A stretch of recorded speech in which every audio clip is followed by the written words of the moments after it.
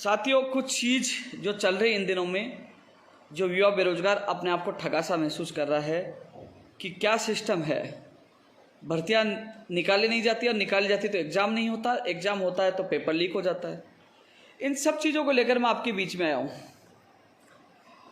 और ना मेरा आत्मविश्वास टूटा है, न मेरा संघर्ष टूटा है। हालांकि कुछ लोग बड़े साजिशें रच रहे हैं, लेकिन वो उनकी साजिशें इसलिए नाकामयाब होगी, वो बेरोजगार नहीं, वो आईटी सेल के ट्रोलर है। और साथियों, एक चीज़ मैं आप लोगों को बताने आया हूँ, ऐलान भी कर दिया है, 7 दिन का अल्टीमेटम सरकार को दे दिया है। 7 दिन का अल्टीमेटम सरकार को दे दिया है कि 7 दिन के अंदर बत्ती लाल को पकड़ा जाए, सीबीआई को जांच सौंपी जाए। एसआई भर्ती का मामला हो चाहे रीट भर्ती का मामला हो। वो लोग कौन है जो लगातार मुझे डैमेज करने की कोशिश कर रहे हैं और धमकी भी दे रहे मारने की, और इसके अलावा बदनाम करने की कोशिश कर रहे हैं। साथियों, अभी तक हमारा आंदोलन और लड़ाई नहीं रुकी है। रीट और एसआई भर्ती का मामला किसी भी हालात में दबने नहीं दूंगा। मेरा फर्ज था प्रदेश के मुखिया को बताने का, उन्होंने मंत्रियों की ड्यूटी लगाई, उनको मैंने कल बताया, लेकिन जब तक आप लोगों को न्याय नहीं मिल जाए मैं रुकने वाला नहीं हूँ। मुलाकात करने से मामला रुकता नहीं, आंदोलन स्थगित नहीं हुआ है। साथियों, एक चीज़ और बताओ, आप कमेंट, जो लोग कमेंट करेंगे उनका कमेंट और आईडी पढ़ना। आप देखोगे तो कुछ आईडी तो 2-4 दिन के अंदर ही बनी हुई है, और कुछ आईडी ऐसी है जो किसी अपने आकाओं के इशारे पर कमेंट कर रहे हैं। साथियों, इससे स्पष्ट हो रहा है कि वो लोग बत्ती लाल से मिले हुए हैं, क्योंकि कहीं ना कहीं इनके पास भी पेपर आया है, वो बत्ती लाल को बचाना चाहते हैं। अब सीबीआई की जांच रीट और एसआई भर्ती के साथ साथ बत्ती लाल की भी होनी चाहिए कि बत्ती लाल को संरक्षण कौन दे रहा है, बत्ती लाल ने पेपर कहाँ कहाँ पूछाया, यानी कि बत्ती लाल मीणा ने पेपर कहाँ कहाँ पूछाया, बत्ती लाल मीणा को पेपर किसने दिया, बत्ती लाल मीणा के पीछे कौन राजनेता हाथ संरक्षण है। तो वो राजनेता भी जेल में जाना चाहिए, और जिन जिन लोगों के पास पेपर पहुंचा है उनको भी जेल में डालना चाहिए। और किससे वो पेपर लेके आया, पेपर लेके आया था, वो जो इसमें चाहे कोई भी हो, कोई राजनेता हो, सत्ता का हो, विपक्ष हो, सबके खिलाफ कार्रवाई होनी चाहिए, उनको भी जेल में डालना चाहिए। सीबीआई की जांच सरकार जल्द से जल्द सौंपे। रीट का पेपर की, एसआई के पेपर की जांच के साथ साथ, क्योंकि दूध का दूध और पानी का पानी हो जाएगा कि उसने पेपर किस किस को दिया है, कौन कौन लेने वाले दोषी है, कहां कहां भेजा है, कौन कौन सा नेता उसके साथ है, और किससे पेपर लेके आया है। साथियों, कमेंट कई लोग आप देखना, खोलोगे तो शायद उससे ही जुड़ा उनका लिंक मिलेगा। वो लोग, मुझे अब समझ में आया कि 3 दिन से मेरे ऊपर अटैक क्यों किया जा रहा है, 3 दिन से मुझे सरकार का दलाल और गुलाम और बदनाम मुझे क्यों किया जा रहा है। क्योंकि मैं किसी के बाप से नहीं डरता। सरकार के खिलाफ आज ही चैलेंज किया, आज ही अल्टीमेटम दिया है, 7 दिन का समय सरकार को दिया है। मामले को अब दबने नहीं दूंगा, बत्ती लाल की बत्ती गुल भी करूंगा, और जो लोग इसको संरक्षण दे रहे हैं, जिसके पास पेपर गया है, जहां से पेपर लेके आया है, उनके खिलाफ भी कार्रवाई हो। सीबीआई की जांच बत्ती लाल के साथ साथ रीट और एसआई भर्ती की भी होनी चाहिए। 7 दिन का अल्टीमेटम दिया कि 7 दिन के अंदर बत्ती लाल को पकड़ा जाए, और उसके तार कहां कहां तक है उसकी भी जांच होनी चाहिए, सीबीआई से जांच होनी चाहिए।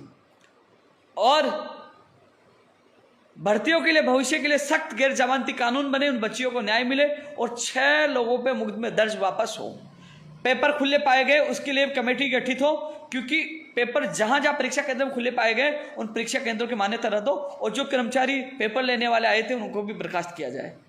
साथियों, लड़ाई हमारी रुकी नहीं, लेकिन कुछ दिन से राजनीतिक प्रहार मेरे ऊपर किए जा रहे थे। 9 साल लगातार संघर्ष किया है, अनशन किया, लाठियां खाई है। 2 लाख से ज्यादा बेरोजगार आप सरकारी जॉब कर रहे हैं, और लाखों लोग मुझसे जुड़े हुए हैं। इसलिए लोग बौखलाए हुए हैं कि उपेंद्र यादव शायद इस पेपर लीक, धांधली और फर्जीवाड़ों के पीछे पड़ गया, तो कहीं ना कहीं वो लोग पकड़े जाएंगे जो पेपर लिया है, जिन्होंने पेपर लीक किया, और जो राजनीतिक आका जो संरक्षण दे रहे हैं उनकी भी पोल खुल जाएगी। इसलिए वो लोग मुझे दबाने की कोशिश कर रहे हैं। उनको बहाना मिल गया कि मुख्यमंत्री से मुलाकात क्यों की। भैया, मुख्यमंत्री से मुलाकात इसलिए की कि उन तक बात पहुंचानी थी, उन तक वो बात बतानी थी कि राजस्थान का बेरोजगार आक्रोशित है, पेपर खुल आए, मुकदमे दर्ज कर दिए गए, और गंगापुर से, जयपुर से गंगापुर पेपर गया है, बीकानेर से पाली आया, कितने लोग पकड़े गए, सारी रिपोर्ट मैंने उनकी दी और कल मंत्रियों को कह दिया और मंत्रियों को भी कह के आया हूं कि यदि न्याय नहीं मिला तो बड़ा आंदोलन होगा।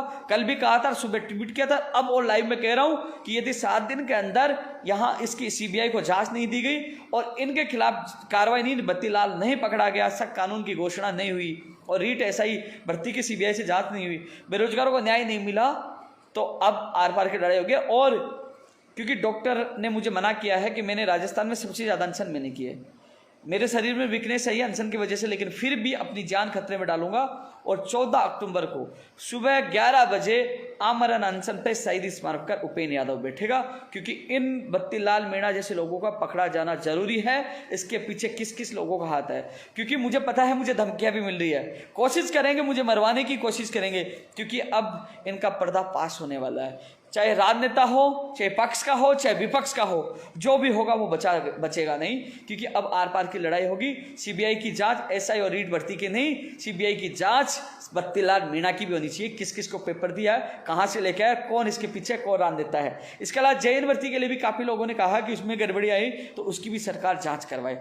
साथियों, मैं किसी का ना दलाल हूं ना गुलाम हूं, सीना ठोक के लड़ता हूं, हर सरकार से लड़ता हूं, पिछली सरकार में लड़ा, वर्तमान सरकार में लड़ रहा हूं, मुखिया से मिला, मुखिया से मिलकर किसी की पीड़ा, बेरोजगारों की मांग अवगत कराना कोई गुनाह नहीं है, और मैंने अवगत करा दिया। तो अब ऐलान भी कर दिया कि अब 14 अक्टूबर को आमरण अनशन पे मैं बैठूंगा। युवा साथियों, लड़ाई लड़ेंगे, क्योंकि आने वाली भर्तियों में किसी बेरोजगार के साथ गलत ना हो, और ये माफिया, ये गिरोह जेल के अंदर हो, ये आका, ये राजनेता जो सपोर्ट करे वो अंदर हो, और कम से कम उन मुकदमे 6 लोगों मुकदमे वापस हो, उन बेटियों को न्याय मिले। इन सब के लिए लड़ाई लड़ेंगे। लेकिन साथियों, सबसे ज्यादा घबराहट उन लोगों को हो रही है जिन लोगों ने पेपर लिया है, जो मेरे ऊपर अटैक कर रहे हैं। तो कहीं ना कहीं मुझे शंका है कि इन लोगों को पेपर मिला है, इसलिए ये लोग उपेंद्र यादव को दबाने की कोशिश करें। लेकिन अब उपेंद्र यादव दबेगा नहीं, पूरी मुखर आवाज के साथ आर पार की लड़ाई लड़ेगा। यदि सीबीआई के पास मामला जाता है तो दूध का दूध और पानी का पानी हो जाएगा। एक एक पेपर की वो तह तक जाएंगे, पेपर कहां कहां तक पूछा, कौन कौन लिप्त है, कहां से लेके आए, सब लोग जेल के पीछे होंगे।